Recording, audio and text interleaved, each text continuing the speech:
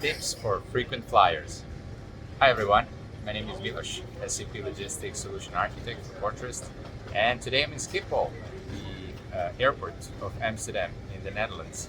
Just flew back, just came back home, and waiting for my luggage. As you can see, a few luggages running right there. And today I wanted to talk to you about a tip I learned myself on my own skin while catching a lot of flights. So if you're flying a lot and you ought to know a cool tip to be aware of how you can optimize your travels and reduce some risks of not catching your flights or being moved, then keep listening. So I don't know if many of you know, but the flying companies, of course, their aim is to make the flights as efficient as possible. Hi everyone. So make flights as efficient as possible, and that means have a full flight. So not have any empty seats during the flight. And for that reason, actually, one of their strategies, believe it or not, is to sell more tickets than the available seats on a plane. Yes, I'll say it again. If a plane has 100 seats, they will sell more than 100 tickets regularly as standard business practice. So what does this mean? Well, this means that potentially someone might not have a seat on that plane. So why do they do that? Let's go back to the root cause. Why would someone sell more seats than available?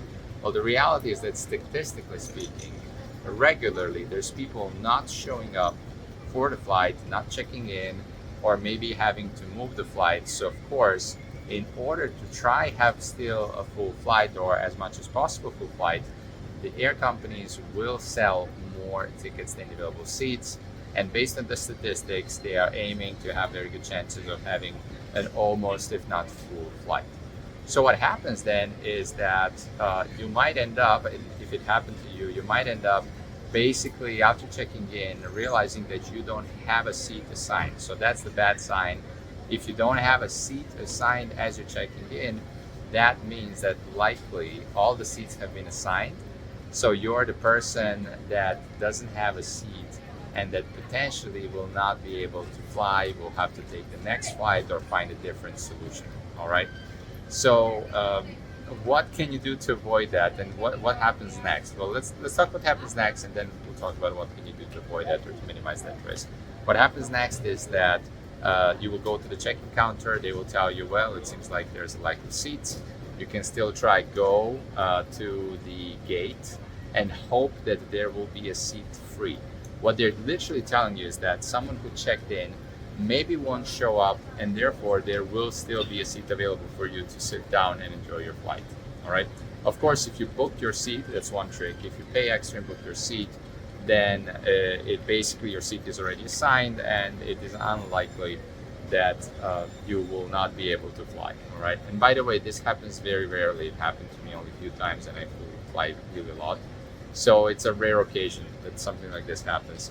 You can try your luck and wait. If there is no seat available, the flight company will try reassign you to a different flight, to the flight right after. Okay. In the best case scenarios, it happened to me. I had an international flight. I had a change, so I was flying Thailand to Amsterdam through Zurich, and I didn't have a seat assigned.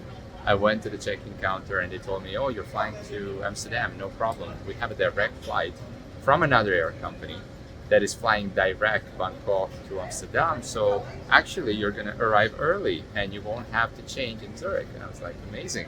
I was very lucky, right? For them, basically, they make sure a customer is happy. My ticket is paid because I anyway paid for the ticket, and they simply buy another ticket from another flight company, probably at a good rate. Probably they have internal agreements, I'm guessing. I'm not sure, I don't know. But basically, the air company, if it's something like this happens, will try to accommodate and do their best to basically make you still happy and not waste your time, to make sure you're as happy as possible. All right. What can you do to avoid the situation of not having a seat? Well, my personal strategy and what they told me, what people inside in their companies told me is, please try check-in as early as possible. So if you check in early, so as soon as the check-in is possible online, basically what you're doing is you're going to grab a seat of one of those available, and the people who actually check in late will be the ones who potentially will be out of seats.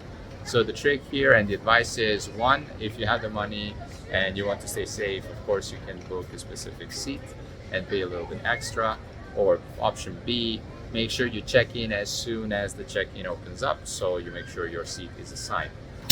Hope you enjoyed this tip, and I hope you enjoy your weekend. I definitely will rest a little bit this weekend, and I'll see you next week with more tips, maybe this time about consulting. For now, bye everyone, and have a great weekend here from Amsterdam Schiphol Airport. Bye bye.